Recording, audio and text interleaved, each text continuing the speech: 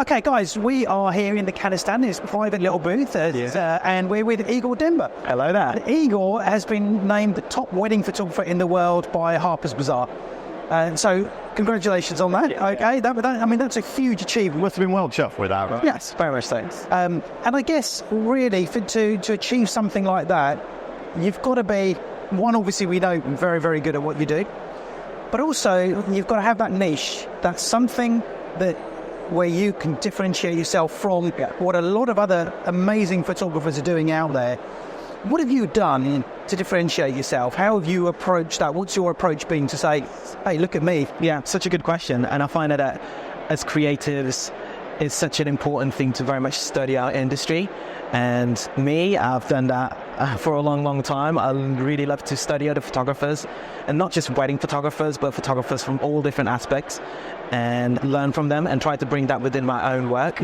So the way I shoot, the way I present my images, curation, which is super, super crucial. It's one of the things that's super, super important. And then bringing your own character and things that you love about your own work and lifestyle in general into the forefront. So I love travel in general, so destination weddings just literally made sense. And I put that across my work a lot. For example, you'll find a specific gallery within my work called Wanderlust, which is literally just for travel photography. Just in loads of landscapes, drone shots, and all sorts of different things that will attract like-minded couples into that sort of work. So yeah, Harper's Bazaar was amazing for that, really, and the category that I won within the World's Best was literally on travel, because my work very much says that. So yes. Yeah.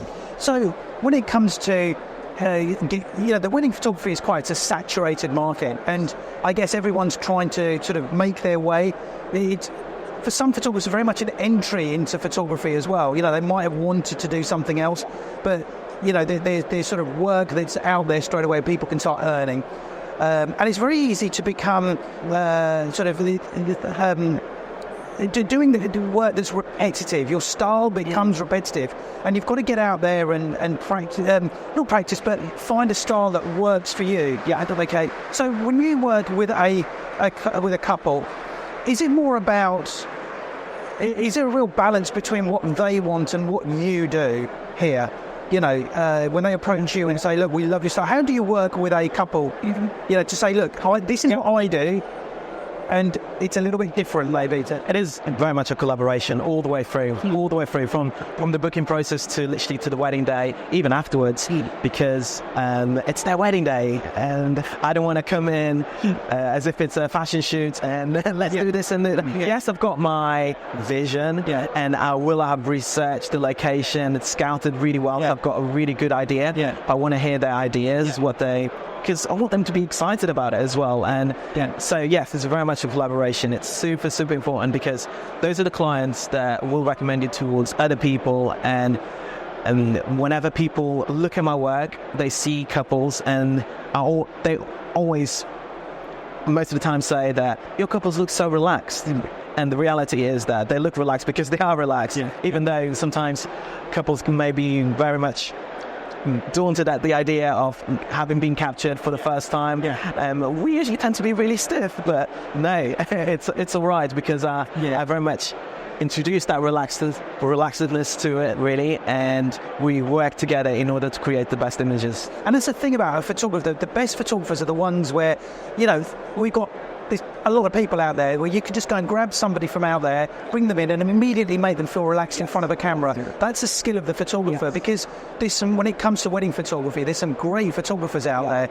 I'm talking just photography in general, but they're not necessarily good with people. Okay, and that's the balance. It really is. And I always say that to be a really good wedding photographer, you've got to be able to take, whether it's a bride and groom or a group of 300 people, and immediately be able to take charge and make them feel immediately relaxed.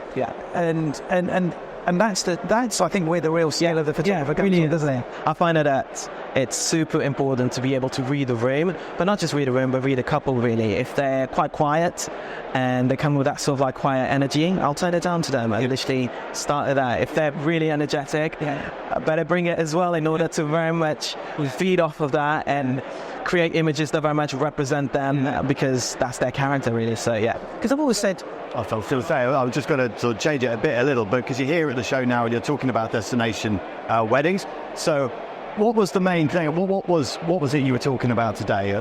So today the talk was very much on finding inspirations through different photography aspects, and at the same time how photographers can very much differentiate themselves within the industry, which is super important. Literally, as you said, the market is so saturated and it's so easy to very much jump into the market, but as soon as you're in the market, what do? How are you going to make yourself stand out? And the talk was very much about that. So if you were going to say, I don't know, I would say 3 main tips on how to do that, what would you say? I would say very much learn the industry and study it very well, rather than just simply scrolling through Instagram and double tapping all the way through. Stop whilst you're double tapped, but at the same time analyze yourself. Why did I actually like that image? What is my eye really gravitating towards it? And print out your own work where you'll be able to really see specific tonalities that keep appearing, tones and lights that you love to shoot. If you really print it out and put it all out, you'll find specific correlations that are very much about your work and very much create your own identity really, and really hone in on that. So very much study your industry, study your own work, and that's one tip. That's fine. I mean, inward looking is very important. I mean, I know as wedding photographers, if you got like, especially in the height of summer, you may have, 10 weddings in a couple of months or something. It's very much kind of like, okay, you got that one done, on to the next one.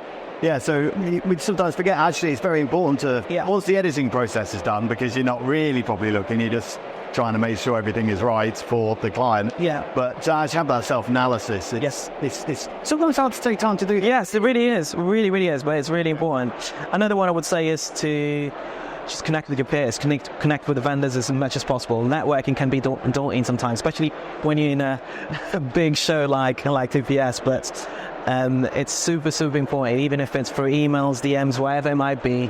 Just connect with as many people and create your own network of friends and vendors, because those are the people that will help you as a stepping stone, and you help them, they help you, and everything else, and you'll be able to create incredible work because of that really. So very cool. So obviously destination wedding photographer, where's the craziest destination you've been to? Well, it's been like, probably the longest journey that I took, 2.5 days, Bora Bora. So nice, man. that was beautiful, absolutely incredible. So yes. Somewhere that I would love to go to is Japan. Japan is somewhere that I'm itching to get into and really capture the culture. Blossom season. Yes, blossom season and everything about it really, the people, the culture. So yes. I've got sort of my sort of last question on it is, and I think a lot of people are going to sort of want to know this, was just very briefly, what was your route into getting to where you are now? So from sort of studying, sort of finishing school and getting into photography, what was that educational route that you took?